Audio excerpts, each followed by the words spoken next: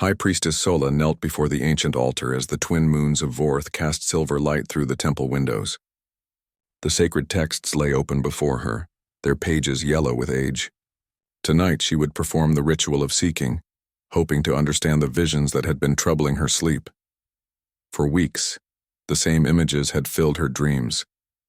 Vast blue oceans under alien skies, beings with smooth skin and five-fingered hands walking among the stars, ships of impossible beauty sailing between worlds, bringing peace wherever they traveled. The visions were so clear, so real, that they felt like memories rather than dreams. But they showed things that had never existed in the known galaxy, or so she had always believed. Sola opened the Book of Beginnings, the most sacred text of the Vorthan faith. The ancient words were written in Old Vorthan, a language that few could still read.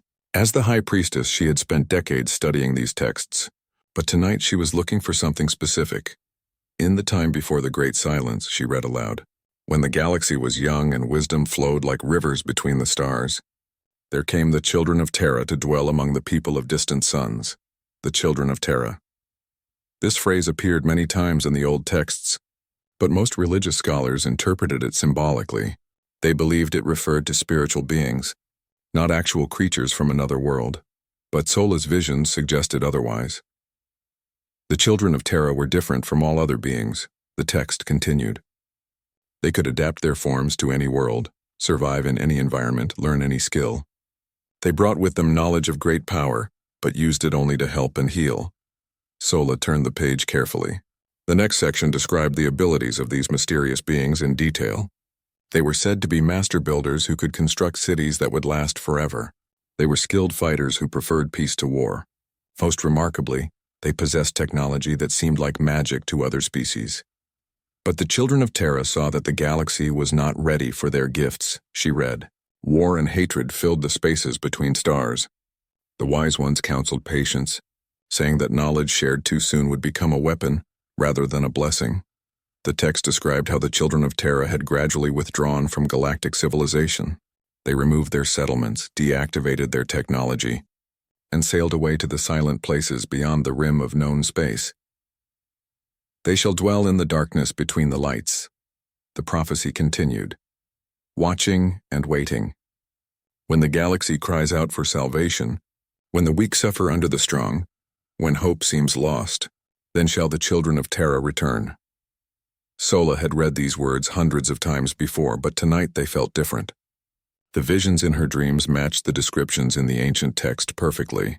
The blue-skinned beings, the advanced ships, the sense of vast wisdom held in check by compassion. She turned to the Book of Signs, looking for the passages that described how the return would be recognized. First shall come the whispers in the void, as their watchers stir in the deep places. Then shall their power be glimpsed by those who sail the far reaches. The ancient warnings shall be forgotten, and ships shall vanish in the silent expanse where the children of Terra make their home. Sola's hands trembled as she read. Recent reports from the galactic rim described exactly these signs.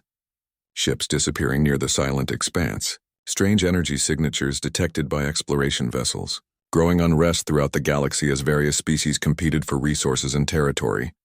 When the signs are complete, the text continued, the children of Terra shall emerge from their exile. They will come not as conquerors but as healers, not as masters but as servants of justice. Their return shall herald a new age of wisdom and peace. But the prophecy also contained warnings. Not all shall welcome the return of the children of Terra. Those who profit from conflict will oppose them. Those who rule through fear will resist their message. Great struggles shall shake the foundations of the galaxy before the new age can begin. Sola closed the sacred books and began her meditation. As a spiritual leader, she was supposed to guide her people through interpretation of the ancient texts. But how could she tell them that the myths they had believed for thousands of years might actually be historical fact? The Vorthan people were peaceful by nature, but they were also practical. They would need evidence, not just visions and ancient prophecies. As she meditated, more images filled her mind. She saw vast fleets of ships unlike anything in the current galaxy. Their hulls gleamed like polished metal, and they moved with perfect precision. Inside them were the children of Terra, no longer hiding, preparing to return to the galaxy that had forgotten them. But she also saw darkness. Species across the galaxy were becoming more aggressive, more suspicious of each other. Wars were breaking out over trivial disputes. The weak were being crushed by the strong, just as the prophecy had warned. The galaxy was sick and it was getting worse. Sola opened her eyes and looked up at the statue that dominated her temple. It showed Vorth, the ancient teacher who had first brought the sacred texts to their people. According to legend, Vorth had received the texts from mysterious strangers who came from beyond the stars. For the first time, she wondered if those strangers had been the children of Terra themselves. The next morning, Sola called together the council of priests and priestesses who helped her lead the Vorten faith. They gathered in the sacred chamber beneath the temple, where the oldest artifacts were kept. "I have received visions," she announced. "The time of the great return approaches." The council members looked at each other uncertainly. Visions were part of their religious tradition, but claims about the great return were taken very seriously. "What have you seen, High Priestess?" asked Elder Roth, the oldest member of the council. Sola described her dreams in detail, connecting them to the ancient prophecies. She showed them the passages in the sacred texts that seemed to match current galactic events. "With respect, High Priestess," said Priestess Nara, "these visions might be symbolic rather than literal. The sacred texts often speak in metaphors." "I understand your skepticism," Sola replied, "but consider the recent reports from the galactic rim. Ships vanishing in the silent expanse, unknown energy signatures, strange technology beyond our understanding. These match the signs described in our prophecies." Elder Roth studied the texts carefully. "Even if your interpretation is correct, what should we do? How do we prepare our people for the return of beings who have been gone for 50,000 years? "We must spread the word," Sola said firmly. "Other species may have forgotten the children of Terra, but we have preserved their memory. When they return, we must be ready to welcome them." But even as she spoke, Sola wondered what that return would really mean. The children of Terra were described as wise and peaceful, but they also possessed power that could reshape the galaxy. Not everyone would welcome such a dramatic change. As the council meeting ended, Sola returned to her private chambers and opened a secure communication channel to Vorthon communities throughout the galaxy. If her visions were true, if the prophecies were about to be fulfilled, then her people needed to know. "Children of Vorth," she began her message, "the signs are appearing. The watchers stir in the deep places. The children of Terra remember their promise to return. Prepare your hearts and minds, for the galaxy is about to change forever." After sending the message, Sola stood at her window and looked up at the stars. Somewhere out there, beyond the edge of known space, the children of Terra were making their own preparations. The question was whether the galaxy would be ready for their return, or whether it would tear itself apart before they arrived. In her heart, Sola felt both hope and fear. The prophecies spoke of a new age of peace and wisdom, but they also warned of great struggles ahead. The children of Terra had hidden themselves away because the galaxy was not ready for their gifts. Now they were preparing to return, which meant they believed the time was right. Sola prayed they were correct, because if they were wrong, their return might destroy the very galaxy they hoped to save. Dr. Rena wiped the sweat from her forehead as she carefully brushed dirt away from the ancient bones. The dig site on Kepler 442b was hot and dusty, but what she had found here was worth any discomfort. These remains were unlike anything in the galactic database.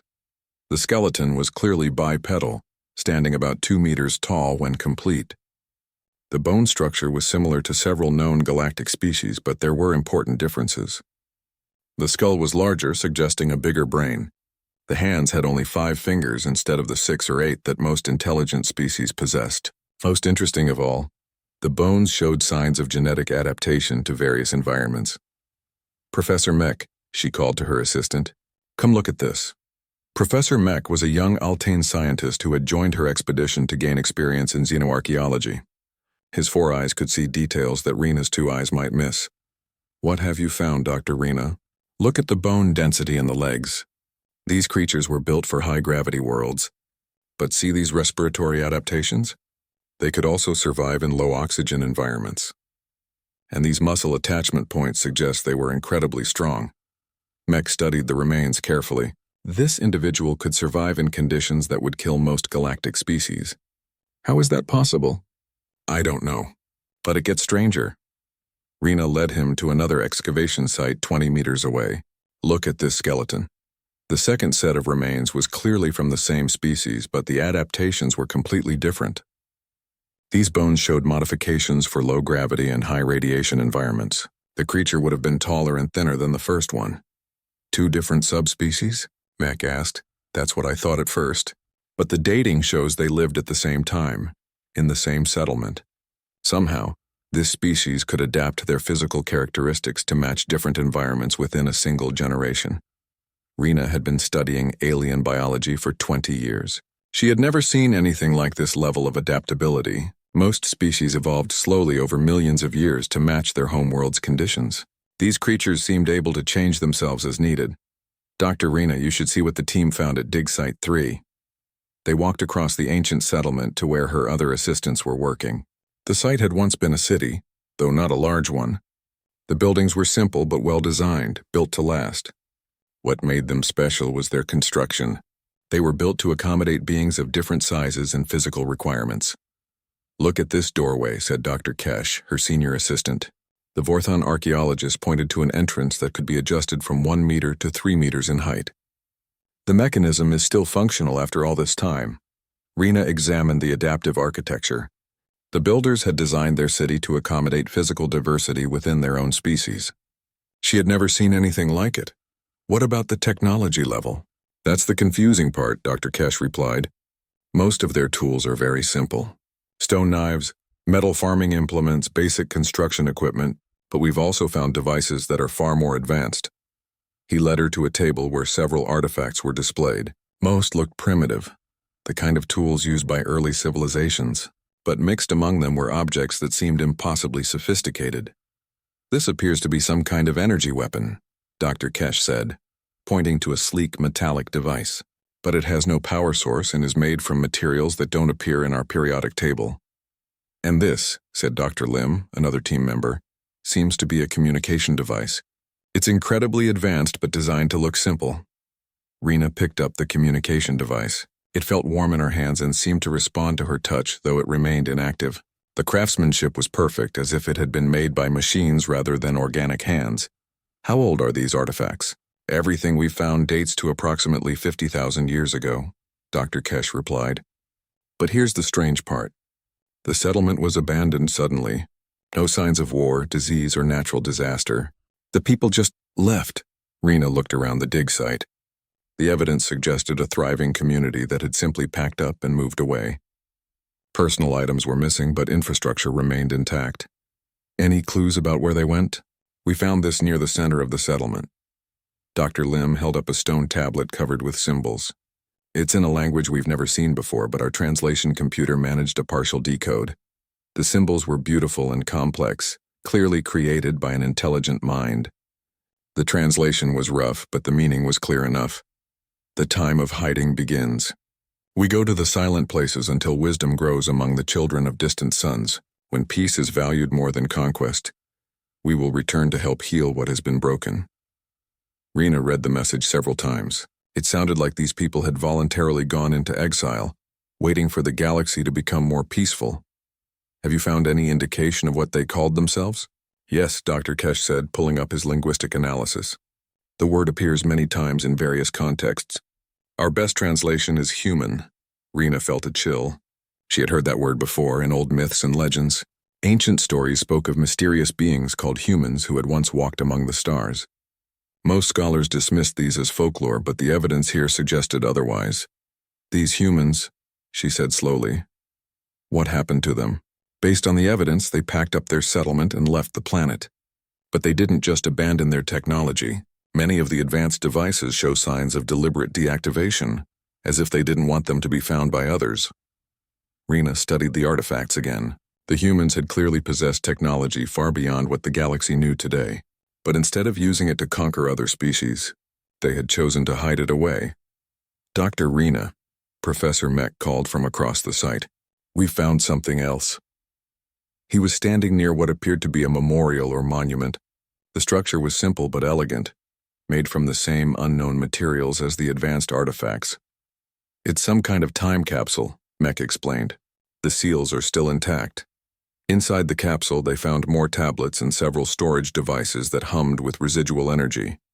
Most interesting was a star chart showing the location of the settlement and various marked routes leading away from it. These routes, Dr. Rena said, studying the chart, they all lead toward the galactic rim. Toward the silent expanse, Dr. Kesh added quietly. The team stood in silence, absorbing the implications. The humans had not simply vanished from history. They had deliberately withdrawn to the most dangerous and unexplored region of the galaxy. Why would they go there? Professor Mech asked. Because no one would follow them, Rena replied.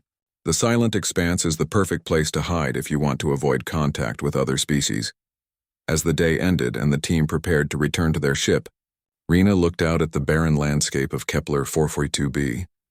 50,000 years ago, this world had been home to beings with incredible technology and adaptive abilities. Now it was empty, lifeless, forgotten. But the humans might still be out there, somewhere in the darkness beyond the galactic rim. The question was whether they were still waiting for the galaxy to become wise enough for their return, or whether they had been preparing for something else entirely. That night, as Rena reviewed her notes, she could not escape the feeling that their archaeological discovery was more than just historical curiosity. The galaxy might be about to learn that some legends were actually memories, and some memories had very long lifespans. Admiral Jorik studied the star chart with growing unease. The red zone marked on the map stretched across 12 star systems on the galaxy's outer rim. For as long as anyone could remember, this region had been forbidden to all galactic traffic. Ships that entered the silent expanse simply disappeared. How many vessels have we lost? He asked his aide, Commander Neela. 47 confirmed disappearances over the past 500 years, Neela replied, reading from her data pad. All different types of ships. Explorers, merchants, even military vessels. None ever sent a distress signal. They just vanished. Jorik had been appointed to the Galactic Defense Force's Border Patrol Division 6 months ago. His job was to keep ships away from dangerous areas and investigate any unusual activity near the galactic rim. The silent expanse was his biggest concern. What about sensor probes? Have we tried sending unmanned scouts? Dozens of them. Same result. As soon as they cross the boundary, we lose all contact. No data is ever transmitted back. The silent expanse had been discovered 300 years ago when the galaxy was rapidly expanding outward. Early explorers had marked it on their charts as an area to avoid. Over time, stories had grown about what might be hiding there. Some said it was a massive black hole that could not be detected. Others believed it was home to hostile aliens who destroyed all visitors. The truth was that nobody knew what was in the silent expanse, but everyone agreed it was too dangerous to investigate. Sir, said Lieutenant Breck, looking up from his communication station, we're receiving a transmission from Captain Yuna aboard the Star's Edge. Jorik knew Captain Yuna well. She was one of the best exploration captains in the fleet. Brave but not reckless. If she was calling, it was important. Put her through.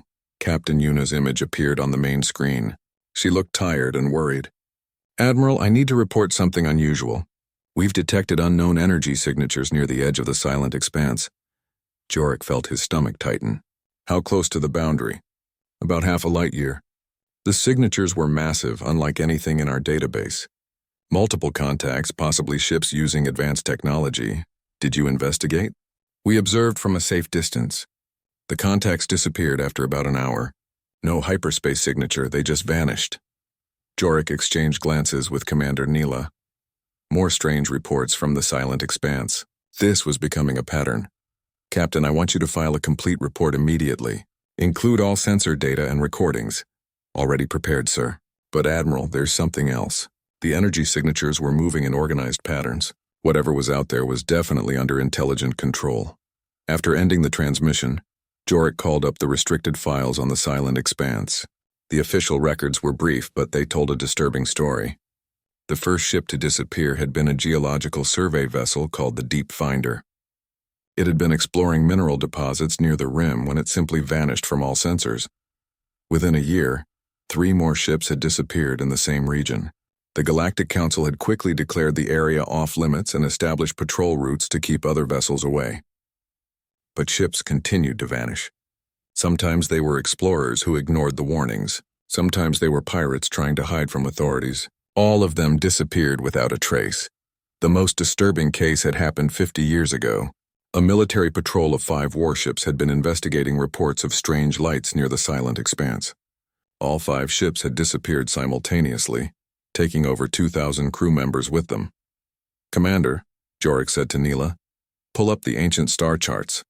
I want to see what this region looked like before it became forbidden." The old charts appeared on the display. Jorik studied them carefully.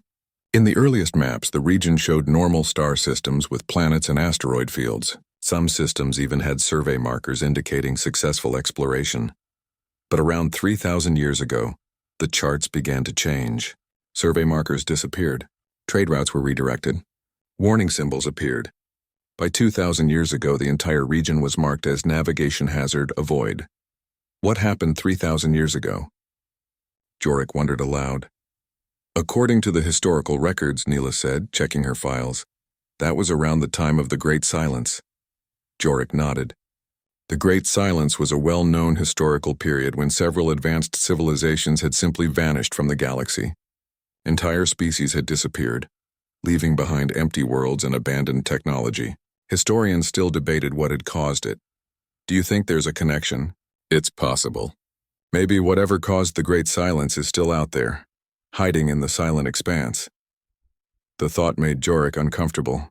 If something in that region was powerful enough to make entire civilizations disappear, then the galaxy might be in serious danger. His communication system beeped. Another message was coming in, this time from the border patrol ship Vigilant. "Admiral, this is Captain Roth. We've detected a ship heading toward the silent expanse boundary. It's ignoring our warnings to change course." "What type of ship?" "Appears to be a civilian transport." "Small crew, probably smugglers trying to avoid the main shipping lanes." Jorik sighed. "This happens several times a year.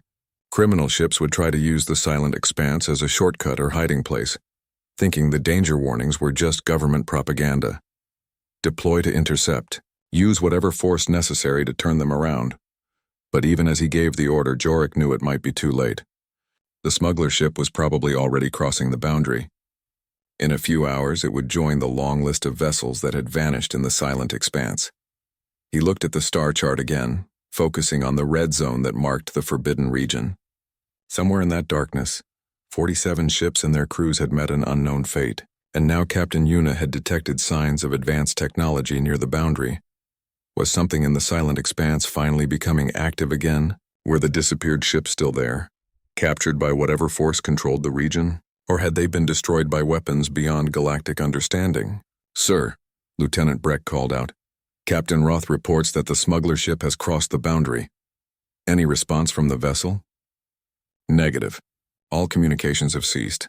Another ship lost. Another crew vanished without explanation." Jorik added their information to the official report, knowing it would be filed away with all the others. "Commander Neela, I want you to prepare a detailed briefing for the Galactic Council. Include Captain Yuna's report and all recent activity near the silent expanse. Do you think they'll authorize an investigation?" Jorik doubted it. The Council was too afraid of losing more ships and crews. They preferred to maintain the boundary and hope that whatever was in the silent expanse would stay there. But what if it decided not to stay? What if the advanced technology Captain Yuna had detected was preparing to expand beyond the forbidden zone? As Jorik looked out at the stars, he could not shake the feeling that the galaxy was about to change. For 3,000 years, the silent expanse had been a mystery wrapped in danger. Now something was stirring in that darkness. The question was whether the galaxy would be ready when it finally revealed itself. Deep in the restricted files, one document caught his attention. It was a fragment of an ancient text, found in the ruins of a vanished civilization. The translation was uncertain, but one line stood out. "They who retreat to the rim shall return when the stars align, bringing judgment to those who have forgotten wisdom." Jorik stared at those words for a long time, wondering if they were prophecy or warning. Captain Yuna stared at the sensor display with growing confusion. The numbers made no sense. Her ship, the Star's Edge, was one of the most advanced exploration vessels in the galactic fleet. Its sensors could detect a single ship from 3 star systems away, but what she was seeing now seemed impossible. "Run the scan again," she told her sensor officer, Lieutenant Chris. Chris's 6 arms moved quickly over the control panel. The Hexari were excellent at this kind of work because they could operate multiple systems at once. "Same results, Captain. The energy signature is definitely there, but it doesn't match anything in our database. Yuna moved closer to the display. The star's edge was currently exploring the outer rim of the galaxy, far from the busy trade routes and populated worlds. Out here, space was supposed to be empty except for the occasional asteroid or dead planet. But the sensors were showing something different. What kind of energy signature is it? Yuna asked. That's the strange part, Chris replied. It's not from engines, weapons, or communications. It's something completely new. The computer can't even classify it. Yuna had been exploring the galaxy for 15 years. She had seen strange things before. Ancient ruins, unusual stellar phenomena, even the occasional space creature. But she had never encountered technology that her ship's computers could not identify. How far away is the source? 2 light hours. It's coming from the direction of that empty system we mapped last week. Yuna remembered the system. 3 dead planets orbiting a dying star. No life, no resources, no reason for anyone to be there. Her crew had spent 2 days scanning it thoroughly before moving on. Could we have missed something during our survey? Unlikely, said her science officer, Dr. Tam. The elderly Vorthan looked up from his own instruments. We scanned every planet, every moon, every large asteroid. The system was completely lifeless. Then what are we detecting now? Dr. Tam adjusted his readings. The energy signature is moving. Whatever is producing it is definitely artificial and under intelligent control. Yuna felt a chill run down her spine. In 15 years of exploration, she had learned to trust her instincts. Right now, those instincts were telling her that something very unusual was happening. Could it be pirates? She asked. Pirates sometimes used hidden bases in empty systems to avoid patrol ships. No, Chris said firmly. Pirate ships use standard engines and weapons. This is completely different. The energy output is huge, much larger than any ship in our records. Larger than a battleship? Larger than a whole fleet of battleships. Yuna sat down in her captain's chair and thought. The Star's Edge was an exploration ship, not a warship. If they were dealing with some kind of massive vessel, her small crew would be helpless against it. But her job was to explore and report on unusual discoveries. This definitely qualified as unusual. Change course, she ordered. Take us toward the energy source, but slowly. Keep our distance and be ready to jump to hyperspace if needed. The Star's Edge turned and began moving toward the mysterious signal. As they got closer, the readings became even more confusing. The energy signature was not just large, it was incredibly advanced. The patterns were unlike anything in the galactic database. Captain, Dr. Tam said quietly, I'm detecting multiple signatures now, at least 6 separate sources, possibly more. 6 ships. If they are ships, they're enormous. Each one is generating more energy than our entire home fleet. Yuna felt her heart rate increase. Who could build ships that large? No species in the galaxy had that kind of technology. The biggest warships were built by the Krex Empire, and even those were tiny compared to what they were detecting. Any signs that they've noticed us? No change in their behavior.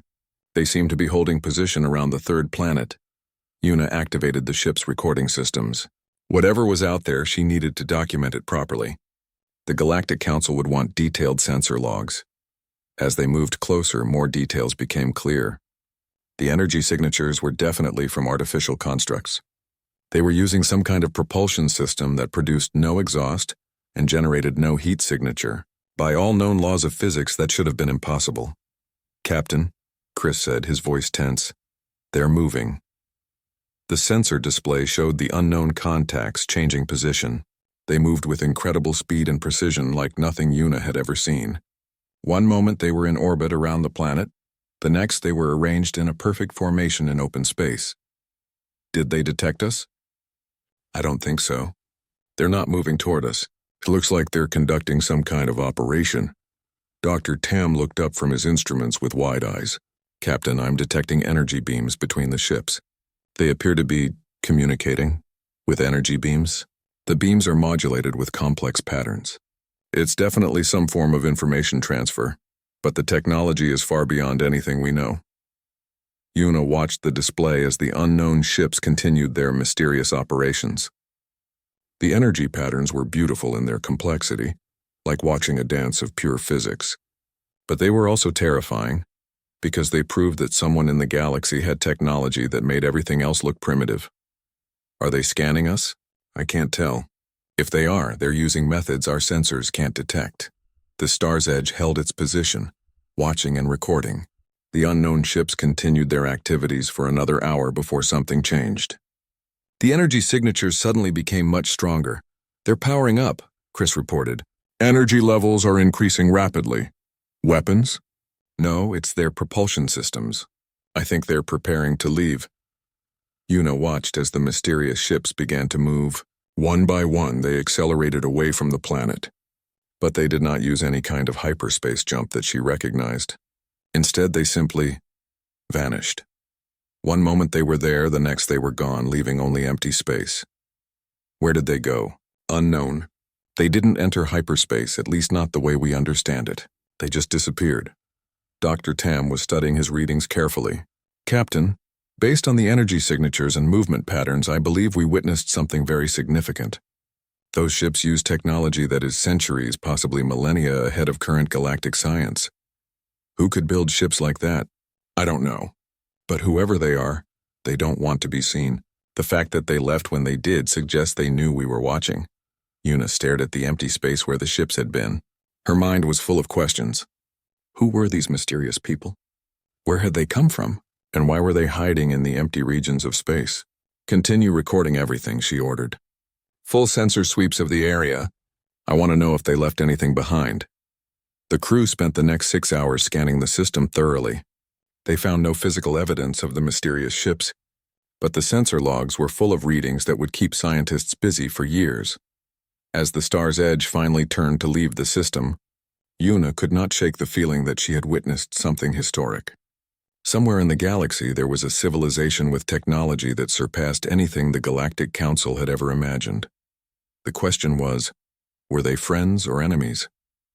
And would the galaxy see them again? The old archive room smelled like dust and forgotten memories. Cal walked between the tall shelves that reached up to the ceiling. Each shelf held thousands of data crystals that glowed softly in the dim light. These crystals contained the history of the galaxy, stories from worlds that no longer existed, and records of species that had vanished long ago. Cale had worked in the Galactic Archive for 20 years. His job was simple but important. He kept the old records safe and helped people find information about the past. Most visitors wanted recent history or technical data. Very few people cared about the really old stuff. Today was different. Cale was looking for something specific. Yesterday, a junior archivist named Vera had found a strange reference in a trade document. The document mentioned something called humans and described them as fierce warriors who came from a blue world. Vera had asked Cale to help her find more information. Cale pulled a crystal from the shelf. It was older than most, its surface covered with tiny scratches from age. He placed it into the reader and waited for the holographic display to appear. Words in an ancient language filled the air in front of him. His translation software worked slowly on the old text. The first document was a shipping manifest from 40,000 years ago. It listed cargo from various worlds, but one line caught his attention.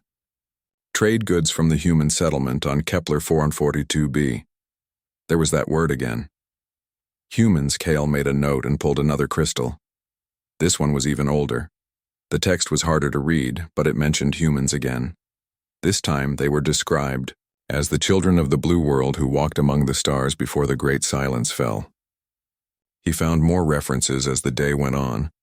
A military report mentioned human mercenaries who fought with strange weapons. A scientific journal described human biology as unusual, but not impossible.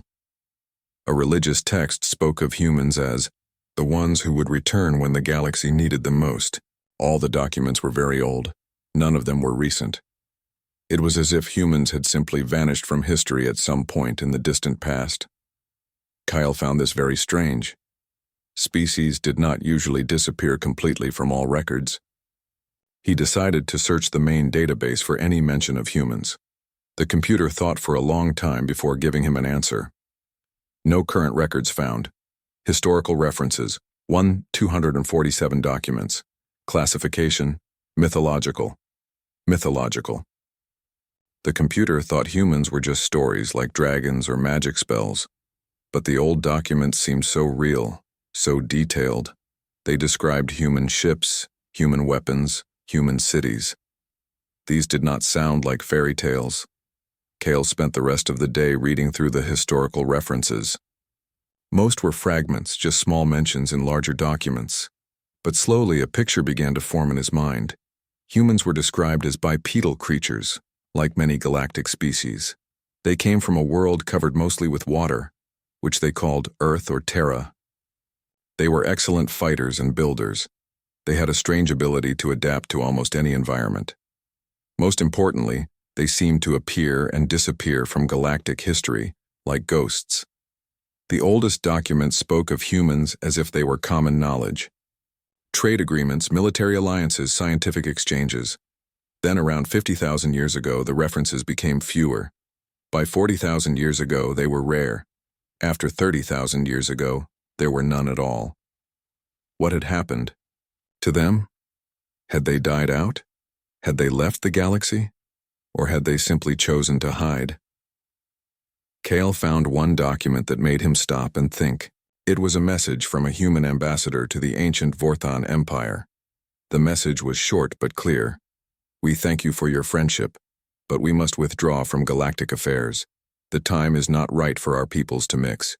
Perhaps in the future, when wisdom has grown and peace is valued more than conquest, we will meet again." That message was dated 48,000 years ago. It suggested that humans had chosen to leave, not been forced out. But why? And where had they gone? As the archive's lights dimmed for the night cycle, Cale gathered his notes. He had found enough evidence to convince him that humans were real, not mythological. They had been part of galactic civilization for thousands of years before disappearing. But the question remained. Were they still out there somewhere? Cale looked at his reflection in the dark window of the archive room. Behind him, thousands of crystals glowed softly on their shelves, holding the secrets of the past. Somewhere in those records might be the answer to where the humans had gone. Tomorrow he would continue his search. He would dig deeper into the old documents and see what other clues he could find. Maybe he would discover why humans had left. Maybe he would find hints about where they had gone. Or maybe he would learn that some mysteries were meant to stay unsolved. But tonight, as he walked home through the busy corridors of Nexus Prime, Cale could not stop thinking about the humans. In his mind, he pictured them as they were described in the old texts. Brave explorers sailing between the stars, wise diplomats solving conflicts without war, clever scientists making discoveries that helped everyone. The galaxy had clearly been different when humans were part of it.